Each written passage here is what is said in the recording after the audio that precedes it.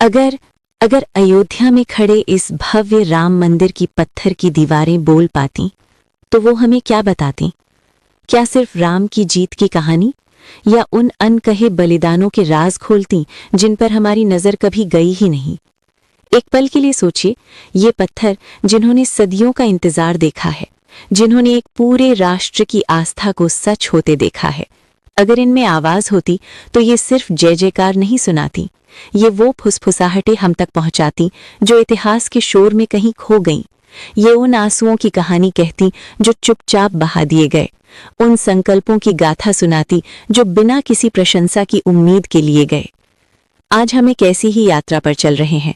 हम इन दीवारों से कान लगाकर रामायण के वो पन्ने सुनने की कोशिश करेंगे जिन्हें अक्सर खोला नहीं जाता। हम सिर्फ राम की कहानी नहीं, बल्कि राम के पीछे छिपे रामत्व की कहानी सुनेंगे। हम उन किरदारों के त्याग और तप को जानेंगे जिनके बिना राम की कहानी शायद अधूरी है। ये दीवारें गवाह हैं लक्ष्मण के उस हैरत अंगेज जागरण की, और ये गवाह हैं उर्मिला के उस महात्याग की जिसकी तुलना शायद ही की जा सके। आज हम टीवी पर देखी रामायण से आगे बढ़कर वाल्मीकि की स्याही और लोक कथाओं की आत्मा में गहरे उतरेंगे। तो चलिए इन दीवारों को बोलने का मौका देते हैं और सुनते हैं रामायण के वो अनसुने रहस्य जो हमें कर्तव्य, प्रेम और बलिदान का असली मतलब सिखाएंगे। कहानी शुरू होती है उस पल से जब अयोध्या का महल साजिशों से गूंज रहा था, जब मां कैकई के 2 वरदानों ने रघुकुल की किस्मत को 14 साल के लिए वनवास के रास्ते पर भेज दिया। श्री राम अपने पिता के वचन का मान रखने के लिए बिना किसी सवाल के, बिना किसी नाराजगी के वन जाने को तैयार हो गए। उनके साथ चलने को तैयार हुई मां सीता, जिन्होंने पत्नी धर्म को महलों के सुख से ऊपर चुना। और फिर वहां एक और इंसान था जो अपने राम और अपनी भाभी के बिना अयोध्या में एक पल भी रहने की सोच नहीं सकता था। वो थे लक्ष्मण। जब लक्ष्मण अपनी मां सुमित्रा से विदा लेने गए तो उस संवाद को इतिहास हमेशा याद रखेगा। सुमित्रा ने ये नहीं कहा कि बेटा अपना ध्यान रखना या जल्दी आना। उन्होंने कहा, पुत्र, आज से तुम्हारे लिए राम ही दशरथ हैं, सीता ही मैं तुम्हारी माँ है, और ये जंगल ही तुम्हारी अयोध्या है। जाओ और सेवा का सबसे ऊंचा आदर्श स्थापित करो। ये कोई मामूली विदाई नहीं थी, ये एक माँ का अपने बेटे को कर्तव्य के उस शिखर पर बिठाने का आशीर्वाद था जहाँ खुद के सुख आराम की कोई जगह नहीं थी। वनवास का पहला दिन, चित्रकूट की शांत रात। श्री राम और माँ सीता एक कुटिया में आराम कर रहे थे। बाहर धनुष पर बाण चढ़ाए एक परछाई चट्टान की तरह खड़ी थी। वो लक्ष्मण थे। जैसे ही रात गहरी हुई, एक दिव्य स्त्री उनके सामने प्रकट हुई। वो थी निद्रा देवी, नींद की देवी। उन्होंने लक्ष्मण से कहा, हे सौमित्र, प्रकृति का नियम है कि हर जीव को नींद की जरूरत होती है। तुम इस नियम को नहीं तोड़ सकते, तुम्हें सोना ही होगा। लक्ष्मण ने हाथ जोड़कर जवाब दिया, हे देवी, मैं यहाँ अपने भैया और भाभी की रक्षा के लिए हूँ। मेरे अयोध्या के राजा, मेरे पिता, मेरा सब कुछ इस असुरक्षित जंगल में सो रहे हैं। मैं एक पल के लिए भी अपनी पलकें कैसे झपका सकता हूँ? अगर मैं सो गया तो मेरे जीवन का, मेरे यहाँ आने का मकसद ही खत्म हो जाएगा। कृपा करके मुझे कोई रास्ता दिखाएं। निद्रा देवी लक्ष्मण के इस अटूट समर्पण को देखकर हैरान थीं। उन्होंने कहा, लक्ष्मण, मैं तुम्हारे कर्तव्य के प्रति इस निष्ठा से प्रसन्न हूँ। मैं तुम्हें ये वरदान दे सकती हूँ कि 14 वर्षों तक नींद तुम्हें छू भी नहीं पाएगी, लेकिन एक शर्त है, प्रकृति का संतुलन बना रहना चाहिए। तुम्हारे हिस्से की नींद किसी और को लेनी होगी। बताओ, ऐसा कौन है जो तुम्हारी जगह 14 साल तक सोएगा? एक पल के लिए लक्ष्मण सोच में पड़ गए। कौन ऐसा कर सकता है? कौन अपनी जिंदगी के 14 कीमती साल सिर्फ सोने में गुजार देगा? और तभी उनके मन में एक ही नाम आया, एक ही चेहरा, उनकी पत्नी उर्मिला। लक्ष्मण जानते थे कि सिर्फ उर्मिला में ही इतनी ताकत, इतना प्यार और इतना बड़ा त्याग है कि वो इस असाधारण बलिदान के लिए खुशी खुशी तैयार हो जाएंगी। उन्होंने मन ही मन उर्मिला को याद किया और निद्रा देवी से कहा, हे देवी, आप मेरी पत्नी उर्मिला के पास जाइए। मुझे यकीन है कि वो मेरे कर्तव्य के रास्ते में मदद करने के लिए इस शर्त को जरूर मान लेंगी। और निद्रा देवी अयोध्या पहुंची और उर्मिला के सामने वही बात रखी। और जैसा लक्ष्मण ने सोचा था, उर्मिला ने एक पल भी नहीं लगाया। उन्होंने कहा, मेरे पति अपने भाई के प्रति अपना धर्म निभा रहे हैं। अगर मैं उनके इस धर्म के रास्ते में इतनी सी मदद कर सकूं तो ये मेरा सौभाग्य होगा। मैं खुशी से अपने पति के हिस्से की नींद स्वीकार करती हूँ। और इस तरह लक्ष्मण को 14 सालों तक जागते रहने का वो अनोखा वरदान मिला। वो सिर्फ एक पहरेदार नहीं थे, वो एक जागृत प्रहरी बन गए थे। उनकी आंखें कभी नहीं झपकती थीं। दिन में वो राम और सीता के लिए रास्ता बनाते, फल फूल लाते, और रात में जब पूरी दुनिया सो रही होती तब लक्ष्मण अपने धनुष के साथ कुटिया के बाहर एक पहाड़ की तरह खड़े रहते। लेकिन सवाल ये उठता है कि क्या सिर्फ जागना ही उनका तप था? नहीं, ये तो बस शुरुआत थी। लोक कथाएं तो यहाँ तक कहती हैं कि लक्ष्मण ने इन 14 सालों में अन्न का एक दाना भी नहीं खाया।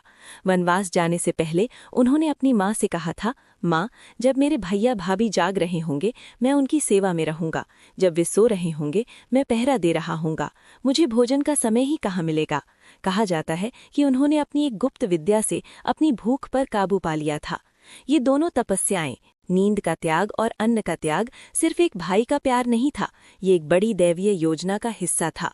यही तपस्या आगे चलकर रामायण के युद्ध का रुख बदलने वाली थी। माना जाता है कि रावण के बेटे मेघनाद को ब्रह्मा जी से एक खास वरदान मिला था। उसे वरदान था कि उसका वध केवल वही इंसान कर सकता है जो 14 साल से सोया न हो और जिसने 14 साल तक कुछ खाया न हो। ब्रह्मा जी जानते थे कि ऐसा तपस्वी धरती पर मिलना लगभग नामुमकिन है, इसलिए मेघनाद अजेय था। जब युद्ध में मेघनाद वानर सेना पर कहर बरपा रहा था तब विभीषण ने श्रीराम को उसके इस रहस्यमयी वरदान के बारे में बताया। ये सुनते ही श्रीराम ने लक्ष्मण की ओर देखा। उस पल उन्हें अपने भाई के 14 साल के त्याग का असली मतलब समझ आया। लक्ष्मण सिर्फ एक पहरेदार नहीं थे, वो अनजाने में खुद को मेघनाद के वध के लिए तैयार कर रहे थे। जब लक्ष्मण और मेघनाद का आखिरी युद्ध हुआ तो मेघनाद के सारे दिव्यास्त्र लक्ष्मण के सामने बेकार हो गए। आखिर में लक्ष्मण ने अपने बाण पर श्रीराम का ध्यान किया, अपनी 14 साल की तपस्या को ऊर्जा बनाया और बाण छोड़ दिया। वो बाण सीधा जाकर मेघनाद का सिर उसके धड़ से अलग कर गया। जिस योद्धा को इंद्र भी नहीं हरा पाए वो लक्ष्मण के हाथों मारा गया, क्योंकि लक्ष्मण ने नियति की लिखी उस शर्त को पूरा कर दिया था। लक्ष्मण का जागरण, उनका उपवास, ये सिर्फ एक भाई का सेवा नहीं था, ये एक महायज्ञ था जो धर्म की स्थापना के लिए किया गया था। राम मंदिर की दीवारें अगर बोल सकें तो वो हमें बताएंगी कि राम की जीत सिर्फ राम के बाणों से नहीं बल्कि लक्ष्मण की जागी हुई रातों से भी लिखी गई थी। अगर लक्ष्मण की कहानी त्याग की ऊंचाई है तो उर्मिला की कहानी उस त्याग की आत्मा है। ये एक ऐसी गाथा है जो अक्सर अनसुनी रह जाती है, एक ऐसा बलिदान जिसे इतिहास ने शायद उतने सुनहरे अक्षरों में नहीं लिखा जितने का वो हकदार था। अगर राम मंदिर की दीवारें बोल सकती तो वे जितनी आवाज में लक्ष्मण के जागरण की कहानी सुनाती उतनी ही शिद्दत से उर्मिला की उस लंबी नींद की कहानी भी सुनाती, जो असल में एक जागती हुई तपस्या थी। चलिए उस पल में लौटते हैं जब लक्ष्मण वन जाने का फैसला कर चुके थे। वो अपनी पत्नी उर्मिला को ये बताने उनके कमरे में पहुंचे। उर्मिला, जो अपने आने वाले कल के सुनहरे सपने देख रही थीं, लक्ष्मण का फैसला सुनकर सन्न रह गईं। उन्होंने भी लक्ष्मण के साथ वन जाने की जिद की, ठीक वैसे ही जैसे सीता जी ने श्रीराम के साथ जाने का फैसला किया था। लक्ष्मण एक धर्म संकट में फंस गए। उन्होंने उर्मिला को समझाया, हे प्रिय, तुम्हारा यहाँ अयोध्या में रहना ज्यादा जरूरी है। मेरे जाने के बाद मेरी बूढ़ी माँ और बाकी माताओं को कौन संभालेगा? क्या ये तुम्हारा कर्तव्य नहीं कि तुम यहाँ रहकर परिवार की देखभाल करो? आंखों में आंसू लिए भारी मन से उर्मिला ने लक्ष्मण को विदा किया। ये कोई साधारण विदाई नहीं थी, ये प्रेम का सबसे बड़ा बलिदान था, जहाँ उन्होंने अपने सुख से ऊपर अपने पति के कर्तव्य को चुना। और फिर आई वो रात जब निद्रा देवी उर्मिला के पास पहुंची। उन्होंने पूरी बात बताई कि कैसे लक्ष्मण ने न सोने का वरदान मांगा है और उसकी शर्त के तौर पर किसी और को उनके हिस्से की नींद लेनी होगी। जरा उर्मिला के मन की हालत सोचिए। पति 14 साल के लिए दूर जा चुका था और अब उन्हें उन 14 सालों को सोकर बिताने का प्रस्ताव दिया जा रहा था। इसका मतलब था कि वो अपने पति से बिछड़ने का दर्द भी महसूस नहीं कर पाएंगी। लेकिन उर्मिला ने इस प्रस्ताव में एक मौका देखा। उन्होंने सोचा, अगर मैं जागती रही तो पति की चिंता मुझे हर पल खाएगी। मेरे आंसू शायद अयोध्या के दुख को और बढ़ा देंगे। इससे तो अच्छा है कि मैं सो जाऊं। कम से कम मेरी नींद मेरे स्वामी के किसी काम तो आएगी। जब वो दिन रात जागकर पहरा दे रहे होंगे तब मैं यहाँ सोकर उन्हें उनकी नींद लौटा रही होंगी। ये सोचकर उर्मिला ने खुशी खुशी निद्रा देवी का प्रस्ताव मान लिया। उन्होंने कहा, हे देवी, मुझे ये शर्त मंजूर है, आप मेरे पति की नींद मुझे दे दे। और इतना कहते ही उर्मिला एक गहरी नींद में चली गई, जो 14 साल तक चलनी थी। अयोध्या का राजमहल उर्मिला की खामोशी से और भी वीरान हो गया। वो अपने कमरे में एक मूर्ति की तरह सोती रहीं। दिन, हफ्ते, महीने और साल बीतते गए, लेकिन उर्मिला की नींद नहीं टूटी। उर्मिला का ये त्याग कई मायनों में अनोखा था। सीता जी ने वनवास भोगा, लेकिन उन्हें अपने पति का साथ मिला। मांडवी और श्रुति कीर्ति ने भी अपने पतियों से दूरी सही, पर वे एक दूसरे से अपना दुख बांट सकती थीं। उर्मिला बिल्कुल अकेली थी। उन्होंने न पति का साथ पाया, न बिछड़ने के दर्द को महसूस करने का मौका।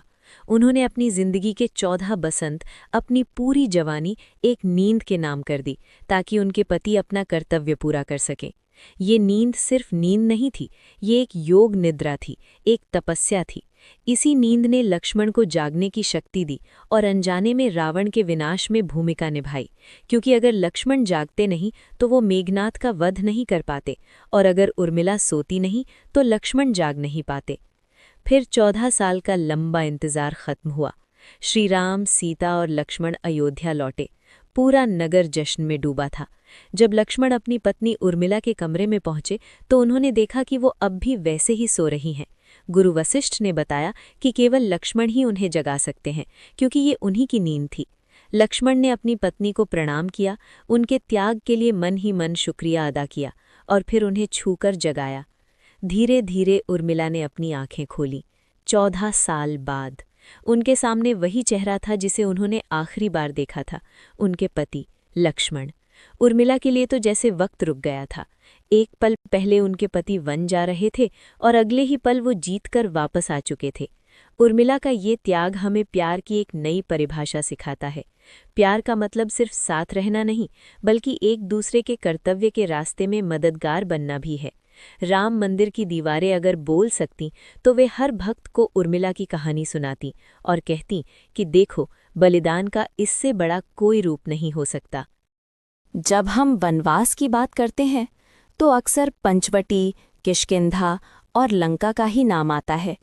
लेकिन क्या आप जानते हैं कि श्री राम, सीता और लक्ष्मण ने अपने 14 साल के वनवास का सबसे लंबा हिस्सा कहाँ गुजारा था?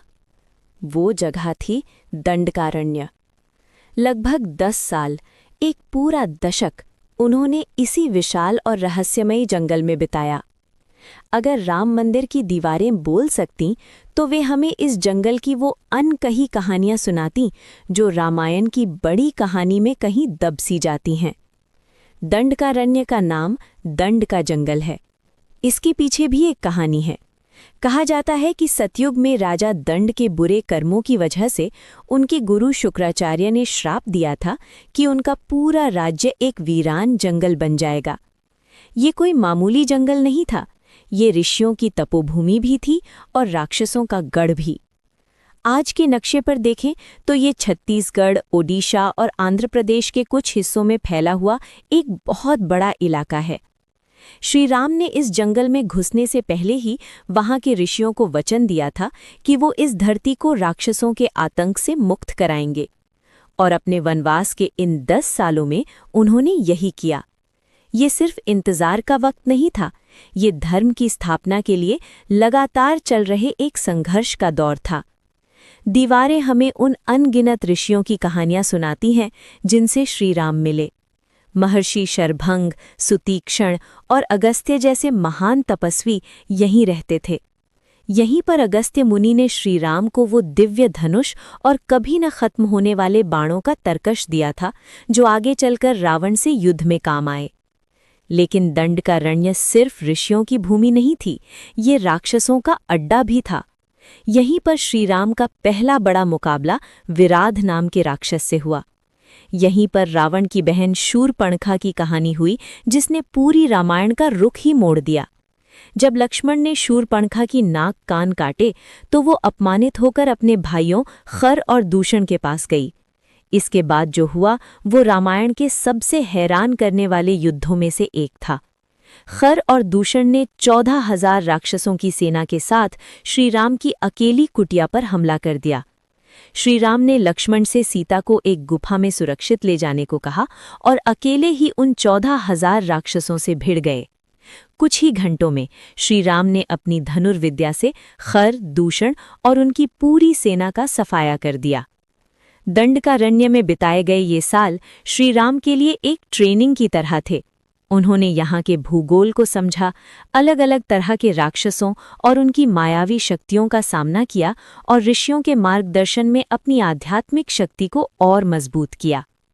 इन्हीं दीवारों की फुसफुसाहट हमें बताती है कि सीता का अपहरण बस एक घटना नहीं थी, बल्कि एक सोची समझी साजिश थी जिसकी कहानी दंडकारण्य में ही लिखी गई थी। जब खर दूषण के मारे जाने की खबर लंका पहुंची तो रावण को सलाह दी गई कि राम को युद्ध में हराना नामुमकिन है। उन्हें हराने का एक ही तरीका है, उनकी पत्नी सीता का अपहरण कर लो, क्योंकि सीता ही राम की जान है। यहीं से मारीच का सोने का हिरण बनने का किस्सा शुरू हुआ, जो अंत में सीता हरण का कारण बना। दंडकारण्य की कहानी हमें सिखाती है कि बड़ी जीतें एक दिन में नहीं मिलती, उनके पीछे सालों का संघर्ष, तपस्या और तैयारी होती है। राम की लंका पर जीत उस 10 साल के संघर्ष का ही नतीजा थी जो उन्होंने दंडकारण्य के जंगलों में किया था। आज राम मंदिर की इन शांत दीवारों ने हमें वो कहानियां सुनाई हैं जो अक्सर जयकारों के शोर में खो जाती हैं। हमने लक्ष्मण की उन जागी हुई रातों के बारे में सुना जिन्होंने जीत का रास्ता बनाया। हमने उर्मिला की उस 14 साल की नींद के महात्याग को महसूस किया जिसने प्यार और कर्तव्य की परिभाषा ही बदल दी। और हमने दंडकारण्य के उन 10 सालों के संघर्ष को जाना जिसने एक राजकुमार को मर्यादा पुरुषोत्तम बना दिया। ये कहानियां सिर्फ पुराने किस्से नहीं हैं, ये आज भी हमारे लिए हैं। लक्ष्मण का त्याग सिखाता है कि अपने आदर्शों के लिए निजी सुखों का बलिदान देना पड़ता है। उर्मिला की तपस्या सिखाती है कि सच्चा प्यार एक दूसरे के धर्म के रास्ते में साथ खड़े होने का नाम है, चाहे दूर रहकर ही क्यों ना हो। ये दीवारें हमें एक गहरा सच बताती हैं, राम की कहानी सिर्फ एक इंसान की कहानी नहीं है, ये उन अनगिनत बलिदानों, त्याग और तपस्याओं का नतीजा है जिनसे मिलकर रामत्व बनता है। राम अकेले राम नहीं है, वो सीता के विश्वास, लक्ष्मण की सेवा, हनुमान की भक्ति और उर्मिला के मौन त्याग का चेहरा है। तो अगली बार जब आप अयोध्या आएं या कहीं भी श्री राम को याद करें तो सिर्फ उनकी जीत को याद न करें, लक्ष्मण की जागी हुई आंखों को याद करें, उर्मिला की सोई हुई प्रतीक्षा को याद करें और उन सभी को याद करें जिनके बिना रामायण अधूरी है। आपको इन अनसुनी कहानियों में से किस कहानी ने सबसे ज्यादा प्रभावित किया? लक्ष्मण का जागरण या उर्मिला का महात्याग? नीचे कमेंट्स में हमें जरूर बताएं। अगर ये बातें आपके दिल को छू गई हों तो इसे अपने परिवार और दोस्तों के साथ शेयर करें ताकि रामायण की ये गहरे संदेश ज्यादा से ज्यादा लोगों तक पहुंचे। जय श्री राम।